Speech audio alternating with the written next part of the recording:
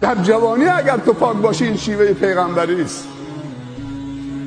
خداوند تعجب میکنه از پیر سال خورده با تقوا خدا ترس، اما تعجبش از جوانه که شهوت درش قوی است، غرور جوانی، غفلت و تعجبش به مراتب یک جوان مطیع از اون پیر مطیع بالاتره. خداوند تعجب میکنه از جوانی که گناه میکنه، ولی تعجبش از پیری که گناه میکنه و توبه نمیکنه به مراتب بالاتره.